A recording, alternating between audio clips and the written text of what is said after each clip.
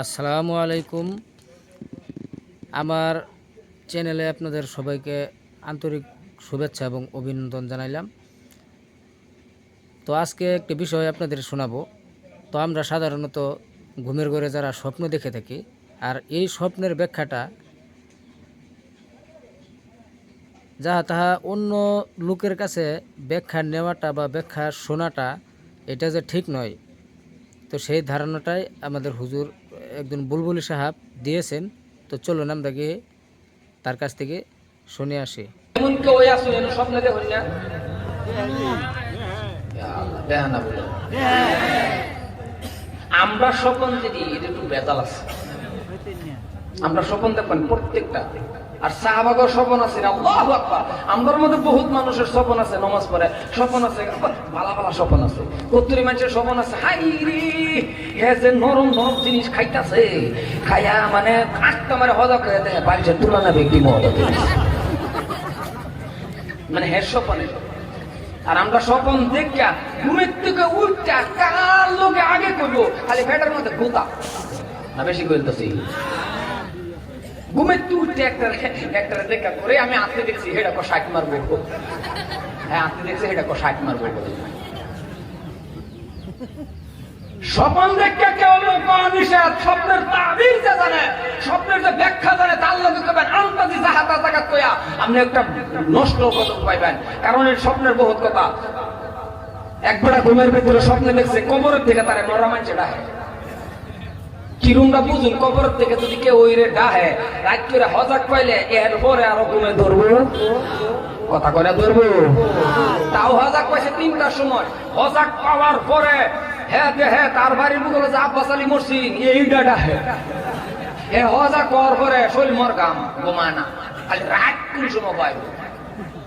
সকালে উঠতে হাইরা ষাঁড়ের বুতাম যে লাগান লাগে সিধা সিধি, এইটা আর মনে নাই। একটা সিধা একটা তেরাবা লাগাই তুই যাইতেছে।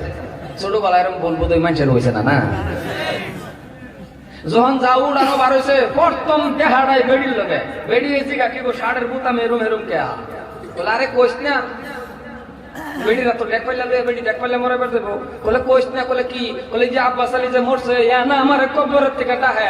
বেড়ি যখন হচ্ছে কবরের থেকে ডাহে দুপুরে ডেক ফেলা দেখো তাইলে মেতানে মরে যায়।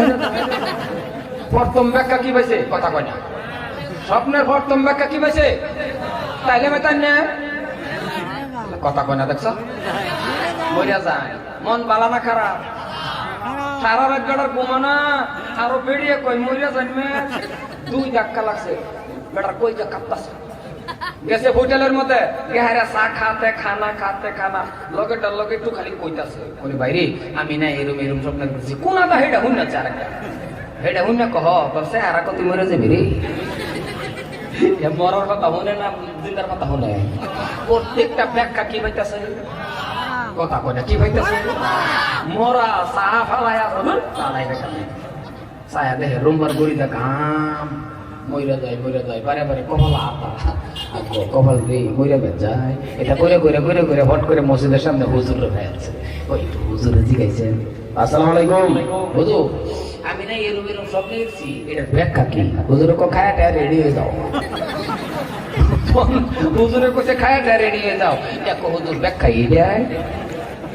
আর হুজুর কো না খায়াটা রেডি হও, গোসল টোসল করো, ভালো মতো 5 ওয়াক্ত নামাজ পড়ো, এইটা কিচ্ছু না। হ্যাঁ এটার ব্যাখ্যা একটা হইতে পারে যে কি কোন জেল খাড়া আসামি বন্ধু তোমার লগে সদ্য বিদে হও, জোরে একটা নেট সাইরা দেখে কাম কিছু কমতাছে, মনটা একটু ভর্তি করে করে যাইতেছে। হট করে রাস্তা চায়া দেখে হ পুরানা বন্ধু একটা জেল কাটতে আইতেছে। রাস্তার সামনে আয়া কো বন্ধু আয়া বলছি এক আইসো তো আমারে কামায়া, আইসো আমারে কামায়া দেখো রোমবার করিতে পারিতেছে।